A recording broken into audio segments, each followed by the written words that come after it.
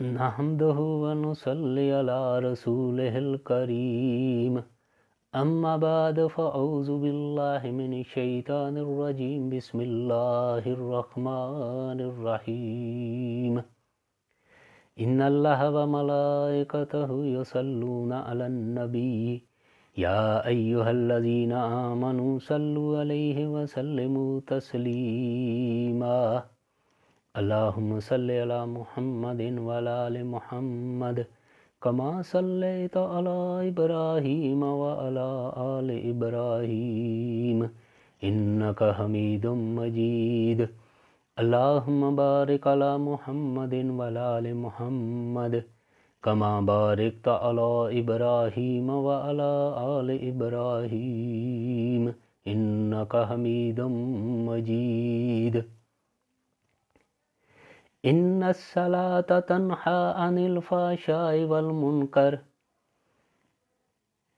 یہ جو میں نے قرآن مجید کی ایک آیت تلاوت کی ہے، اس کا انشاءاللہ باذن اللہ میں ترجمہ اور تفسیر انشاءاللہ باذن اللہ کے فضل و کرم سے آپ کے سامنے سامعین پیش کروں گا۔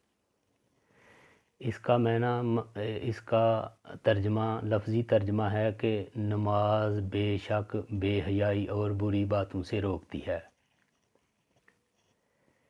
اس کی تفسیر میں نبی اکرم صلی اللہ تعالیٰ علیہ وآلہ وسلم سے عمران بن حسین رضی اللہ تعالیٰ عنہ نے پوچھا، یا رسول اللہ، اس آیت کی تفسیر کیا ہے؟ تو نبی پاک صلی اللہ تعالیٰ علیہ وآلہ وسلم نے فرمایا کہ اس کی تفسیر ہے کہ جو آدمی نماز پڑھے اور بے حیائی اور برے کاموں سے نہ رکے تو اس کی نماز ہی نہیں۔ تو ابو ہریرہ رضی اللہ تعالیٰ عنہ سے روایت ہے، وہ فرماتے ہیں کہ میں رسول اللہ صلی اللہ تعالیٰ علیہ وآلہ وسلم کی بارگاہ میں پیش تھا۔ آپ صلی اللہ تعالیٰ علیہ وآلہ وسلم کے پاس بیٹھا ہوا تھا تو ایک عربی، ایک بدو، کسی گاؤں، کسی دیہات کا رہنے والا آیا، تو اس نے نبی پاک صلی اللہ علیہ وسلم سے کہا کہ یا رسول اللہ صلی اللہ تعالیٰ علیہ وآلہ وسلم کہ میری بستی میں ایک نوجوان ہے، رات کو وہ عبادت کرتا ہے اللہ کی اور دن کو چوری کرتا ہے۔ تو نبی پاک صلی اللہ تعالیٰ علیہ وآلہ وسلم نے فرمایا کہ اس کی نماز عن قریب انشاءاللہ اس کے اس فعل سے اسے روک دے گی۔ تو نماز بے حیائی اور برے کاموں سے روکتی ہے۔ اگر صحیح معنوں میں جو صحابہ اکرام نے نمازیں پڑھی، آئمہ نے پڑھی، ولی اللہ نے پڑھی، غوث قطب ابدال نے پڑھی، نیک اور صالح لوگوں نے نبی پاک صلی اللہ تعالیٰ علیہ وآلہ وسلم کی سنت مبارکہ کے ساتھ نمازیں ادا کی، اللہ کے خوف سے لرزتے تھے، اللہ کے ہاں کھڑے ہوتے ہوئے کانپتے تھے، ان کے جسم کانپتے تھے۔ جب وہ کھڑے ہو جاتے تھے تو نبی اکرم صلی اللہ علیہ وآلہ وسلم کے صحابہ اس طرح اللہ کی بارگاہ میں کھڑے ہو جاتے تھے کہ جیسے بت ہے، پرندے ان کے سروں پہ اوپر آ کر بیٹھ جاتے کہ جیسے یہ کوئی انسان ہی نہیں ہے۔ اس طرح اللہ کی عبادت کیا کرتے تھے۔ ان لوگوں کی نمازیں ان کو بے حیائی اور برے کاموں سے روکتی تھی۔ آج کل جو ہم لوگ ہیں اس وقت کے، ان میں سے تو 5-10% لوگ نماز پڑھ رہے ہیں، تو 90%، 95% تو سرے سے ہی نمازیں نہیں پڑھ رہے۔ جو سرے سے ہی نمازیں نہیں پڑھ رہے ان کا کیا بنے گا؟ اللہ اکبر۔ یا اللہ ان سب کو نمازیں پڑھنے کی توفیق عطا فرما۔ تو جو نمازیں پڑھ رہے ہیں وہ بھی ادھر نمازیں پڑھی، ادھر آ کے دکان پہ آ کر بیٹھے، کاروبار میں مشغول ہو گئے، جھوٹ بول رہے ہیں۔ جھوٹ کا بہت بڑا تمام گناہوں کی جڑ ہے۔ رسول اللہ صلی اللہ علیہ وسلم نے فرمایا جھوٹ جو ہے تمام برائیوں کی جڑ ہے۔ تو جھوٹ بول رہے ہیں۔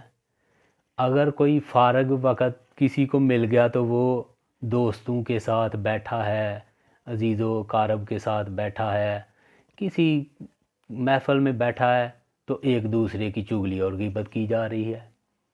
جب یہ کچھ سارا کچھ ہم کریں گے تو نمازیں تو ہماری نہیں ہیں نا ٹھیک، ہم نمازیں نہیں پڑھ رہے، خضوع اور خشوع والی نمازیں نہیں پڑھ رہے۔ اول تو کچھ لوگ نمازیں کس طرح کی پڑھتے ہیں کہ کسی دن تو 4 پڑھ لی، کسی دن 1 پڑھ لی، کسی دن 3 پڑھ لی، کسی دن 5 پڑھ لی۔ اور بھائی اللہ نے تو ہمارے اوپر فرض کی ہوئی ہیں 5 نمازیں، ہمیں چاہیے کہ ہر حال میں 5 نمازیں ادا کریں۔ یہ تو نہیں ہے کہ کسی دن اپنی مرضی سے پھر کسی دن 4 پڑھ لی، کسی دن 3 پڑھ لی، یہ تو اپنی مرضی ہوئی۔ یہ تو اللہ کے جو احکام ہے وہ تو نہ بجا لائے، ہم اللہ کا حکم تو ہم بجا نہ لائے۔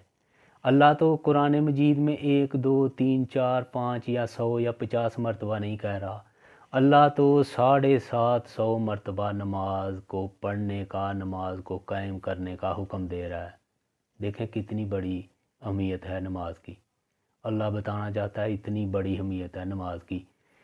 750 مرتبہ اللہ نے فرمایا قرآن مجید فرقان حمید میں کہ نماز قائم کرو، نماز قائم کرو، رکوع کرو، رکوع کرنے والوں کے ساتھ۔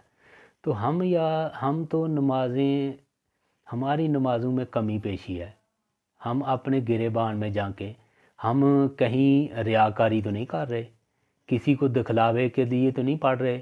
کسی دن ہم پہ اوپر کوئی پریشانی آ گئی، کوئی دکھ آ گیا، کوئی تکلیف آ گئی، پریشانی آ گئی تو نماز چھوڑ دی۔ کوئی غم ہمارے اوپر آ گیا تو ہم نے نماز چھوڑ دی۔ ہمارے بیٹے کی شادی ہے تو ہم نے نماز چھوڑ دی۔ ہمارے اوپر کوئی مصیبت آ گئی تو ہم نے نماز چھوڑ دی۔ کوئی پریشانی آ گئی تو ہم نے نماز چھوڑ دی۔ ارے یار، اسی غم میں، انہی تکلیفوں میں، انہی پریشانی میں،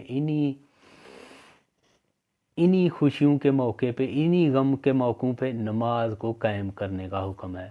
جس طرح امام حسین رضی اللہ تعالیٰ عنہ نے میدان کربلا میں کائنات کو دکھا دیا کہ کس طرح نماز چھوڑی نہیں جاتی، نماز ادا کی جاتی ہے، چاہے تلواروں اور تیروں اور نیزوں کے سائے کے نیچے بھی نماز پڑھی جاتی ہے۔ تو ہم دیکھیں کہ ہم کیسے نماز پڑھ رہے ہیں۔ ارے یار تھوڑا سا غم آ گیا، ارے یار تھوڑی سی تکلیف آ گئی تو یار نماز چھوڑ دی ہم نے۔ یا تو جو پڑھ رہے ہیں وہ ہمارے پنجابی میں کہتے ہیں یار تم ایتھے 2 منٹ ٹھہری، وہ منٹ 1 ٹھہری، میں دوڑ کے گیا تو میں نماز پڑھ کے آیا۔ یعنی کہ آپ ادھر ٹھہرے، میں بھاگ کر گیا اور بھاگ کر آیا اور نماز پڑھ کر آیا۔ یار ایسی نماز نہ پڑھیں، نماز میں خضوع خشوع پیدا کریں، نماز میں سکون پیدا کریں، اللہ کی یاد میں، اللہ کے سامنے کھڑا ہونا ہے، اللہ کی عبادت کرنی ہے۔ اور اس طرح کی نماز جس طرح میں نے بتایا کہ نبی پاک کے عشق میں صحابہ کرام نے پڑھی نمازیں، اس طرح کی نمازیں لے کے آئیں گے تو انشاءاللہ باذن اللہ، اللہ کے فضل و کرم سے نماز آپ کو بے حیائی اور برے کاموں سے روکے گی۔ اور نبی پاک صلی اللہ تعالیٰ علیہ وآلہ وسلم کے طریقے پہ جو نمازیں پڑھی جائیں گی آپ کی سنت کے مطابق، وہ انشاءاللہ قابل قبول اللہ کی بارگاہ میں ہوں گی، اور انشاءاللہ پھر آپ گناہوں سے رک جائیں گے۔ نماز انشاءاللہ باذن اللہ ڈھال بن جائے گی آپ کے لیے، گناہوں کے آگے ایک ڈھال بن جائے گی اور آپ کو گناہوں سے روک دے گی۔ وَمَا عَلَيْنَا إِلَّا الْبَلَاغُ الْمُبِينُ وَآخِرُ دَعْوَانَا أَنِ الْحَمْدُ لِلَّهِ رَبِّ الْعَالَمِينَ۔